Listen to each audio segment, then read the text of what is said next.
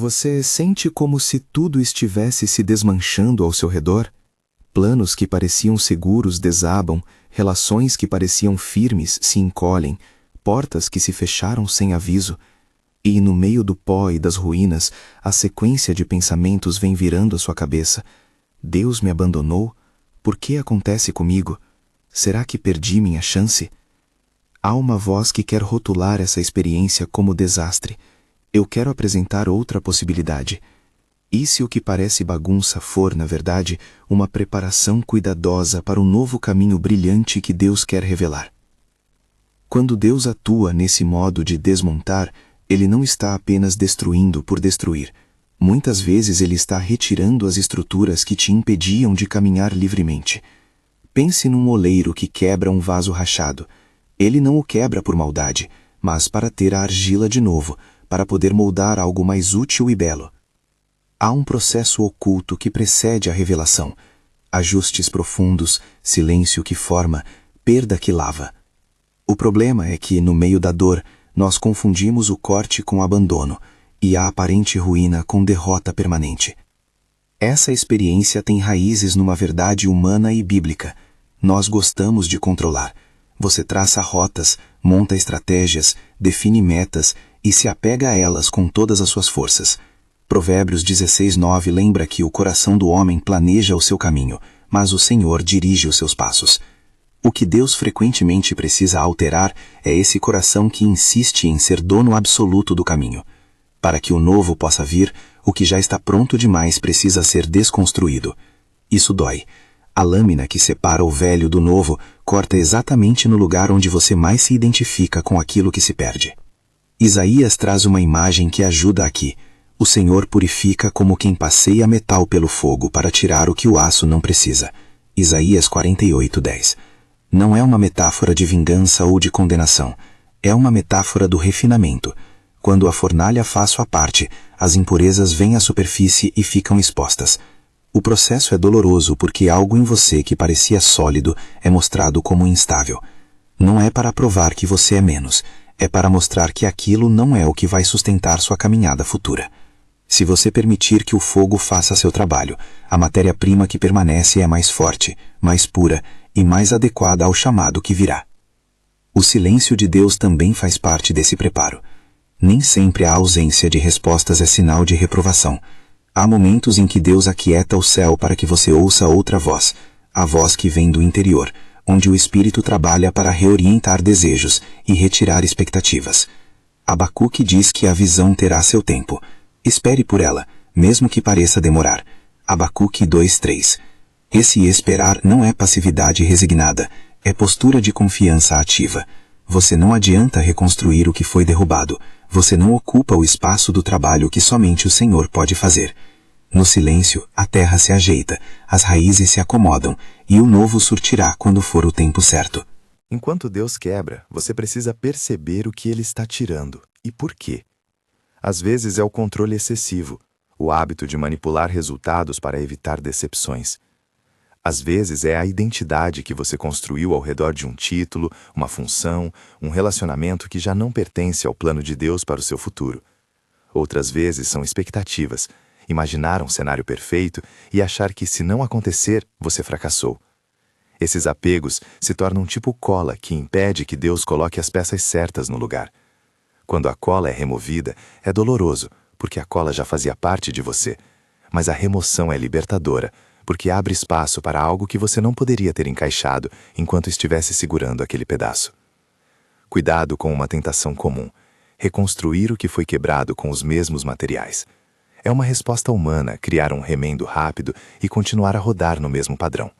Você pode colar, reforçar, mentir para si mesmo e tentar convencer que está tudo bem, mas cedo ou tarde a mesma tensão aparece.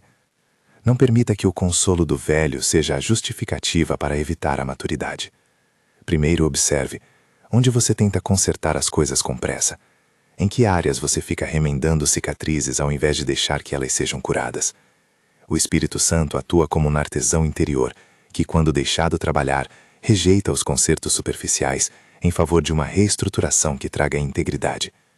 Há sinais espirituais e emocionais de que Deus está preparando você. uma súbita inquietação quanto ao que antes satisfazia, uma perda de gosto por rotinas que não alimentam mais o seu interior, uma abertura para mudar hábitos que antes pareciam seus alicerces, ou, paradoxalmente, uma paz no meio da incerteza, como se algo maior desse suporte, mesmo quando tudo externo é instável. Esses sinais são sutis, mas reais. Você pode perceber que seus desejos mudaram. Antes era a busca por aprovação, agora é a busca por fidelidade. Antes era a segurança no resultado, agora há uma busca por presença. Essa mudança é um sinal de que o molde está sendo preparado para algo novo e mais adequado à sua vocação. Não devemos esquecer que há uma sabedoria insondável nas promessas e nos propósitos de Deus. Romanos 11:33 nos lembra da profundidade dos seus caminhos. Nem tudo o que você vê agora é compreensível, há razões que só o tempo revela. Por isso é vital cultivar a humildade, jogar fora a pressa de entender tudo e acolher o processo. Filhos tentam controlar a terra, o Senhor modela o coração. Essa humildade não é resignação vazia, é uma fortaleza serena que permite que o espírito opere internamente. Quando você cede verdadeiramente, o padrão do seu caminhar muda. Não é imediata a visibilidade do novo, mas uma preparação interna que fará você reconhecer o caminho quando ele for revelado. Existe também um perigo emocional, a sensação de desqualificação. Porque algo caiu, muitas pessoas concluem que não são mais servos úteis. Isso não é verdade. A queda pode ser o começo da reconquista do seu lugar, uma reconstrução mais sólida. Filipenses nos encoraja a esquecer o que fica para trás e estender-se para o que está adiante. Filipenses 3:13. Essa esquecer não apaga memórias. É uma decisão de não viver preso ao passado, de permitir que o passado sirva de aprendizado e não de prisão. Se você insistir em viver no que foi removido, perde a chance de reconhecer o novo quando ele vier. Como distinguir entre mero prejuízo e obra formativa de Deus? Observe o padrão. Quando há sinais de que seu coração está sendo mudado, menor ansiedade quanto à aprovação alheia, maior clareza sobre prioridades, compaixão mesmo pelas rupturas, então há um trabalhozinho divino em curso. Se por outro lado tudo se resume a perdas que só aumentam o desespero e não trazem nenhum crescimento, é hora de procurar ajuda e cuidado pastoral. A graça de Deus não opera isolada da comunidade. Às vezes o Senhor usa irmãos para caminhar conosco no processo. Não transforme a experiência de dor em justificativa para isolamento prolongado. A transformação requer rendição. Rendição é menos sobre fraqueza e mais sobre reconhecer que há uma sabedoria superior e que você precisa ser moldado por ela. Rendição não significa abdicar de vontade, significa alinhar sua vontade à vontade do Pai. É um ato de coragem. Imagine-se com as mãos abertas no lugar onde antes fechava firmemente os punhos para segurar o que pensava ser seu. Soltar dói, e quando você solta, sente medo, medo do vazio, medo da perda de identidade, medo do incerto. Contudo, soltar também é o primeiro passo para segurar o que Deus quer te dar, porque Ele não pode preencher uma mão que está fechada. Algumas atitudes práticas que ajudam nesse tempo não são fórmulas mágicas, mas posturas de coração. Reconhecer honestamente o que está sendo removido, não replicar imediatamente a velha estrutura apenas porque ela é conhecida, permitir-se lamentar sem permanecer preso à amargura, buscar a comunidade que ora com você, ler a Escritura buscando consistência com a visão de Deus, mais do que confirmação de projetos pessoais. E lembre-se, a lâmpada do Senhor continua a iluminar os seus passos, mesmo quando você não vê o mapa inteiro. Salmo 119, 105. Isso não elimina o esforço humano, mas orienta seu caminhar com fé e prudência. Há também uma dimensão de disciplina e purificação moral no processo. Quando Deus remove coisas que atrapalham, nem sempre é porque você fez algo terrível. Às vezes é apenas porque aquele elemento não pertence ao desígnio futuro para a sua vida. Não transforme a disciplina em condenação. Nem toda correção é castigo. Muitas correções são ensino, e ensino tem como objetivo formar, e não diminuir. Observe o que o Espírito traz à tona. Orgulho oculto, uma busca por controle ou por segurança em coisas temporárias. Faça essa autoexame com misericórdia, sabendo que a graça te alcança exatamente enquanto você reconhece o que precisa mudar. Não subestime o papel do arrependimento nisso tudo. Arrepender-se é ajustar o rumo, não pagar uma multa de culpa. É abrir mão de estratégias que usavam idolatria, o que você considerava um Deus, desempenho, posição, conforto, e pôr o Senhor no trono do seu coração. Esse movimento interno tem consequências externas. Portas que permaneciam fechadas podem abrir, novos encontros acontecem, novas tarefas aparecem. Mas essas coisas são sinais, não garantias.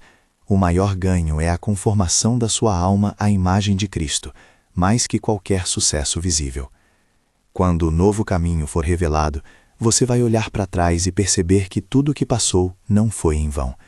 Haverá reconhecimento da mão divina que passou por cima das ruínas e transformou. A beleza futura não é apenas estética, é funcional. Você caminha com menos peso, com um propósito mais claro, com uma paz que não depende das circunstâncias. O brilho desse novo caminho vem do encontro de sua fidelidade com a sabedoria de Deus. E mesmo que o brilho demore a se mostrar, mantenha a esperança, porque a promessa é que há algo preparado para quem permanece confiando, não por garantia de facilidade, mas por promessa de presença. Se esta palavra já toca seu coração, inscreva-se para receber mensagens que te acompanhem no processo. Aqui não oferecemos fórmulas, oferecemos companhia e ensino para caminhar junto. Permaneça comigo mais um pouco enquanto fecho esta parte com oração.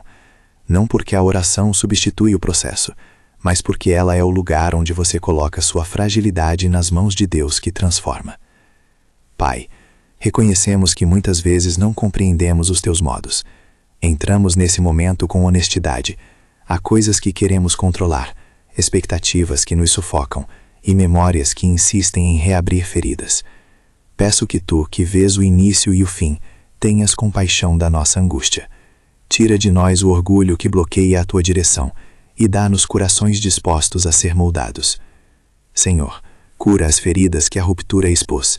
Não prometendo que será fácil, pedimos que haja consolação no meio da dor, que o Espírito Santo seja a presença que entende além das palavras, e que haja discernimento para não reconstruirmos o que já não pode sustentar o futuro.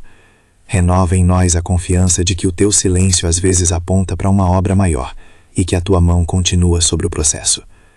Tu que iluminas o nosso caminho, revela-nos as prioridades de acordo com o teu propósito. Dá-nos a coragem de soltar o que prende, a humildade de aprender com o processo, e a esperança que permanece mesmo sem ver todos os passos. Quando o novo caminho surgir, que o nosso coração reconheça a tua obra e te dê glória. Em nome de Jesus. Amém. Lembre-se, o que parece fim muitas vezes é o primeiro ato do recomeço. A diferença entre permanecer no ciclo de concertos e entrar no novo está em permitir que Deus faça a obra que só Ele pode fazer. Continue disponível, mantenha a comunhão, confie na Escritura como lâmpada para os seus pés, Salmos 119, 105, e não se apresse em reconstruir o que foi derrubado. Compartilhe esta mensagem com alguém que precisa entender que a quebra também pode ser preparação. Confira o material fixado nos comentários para recursos que ajudam a atravessar o processo com acompanhamento e oração.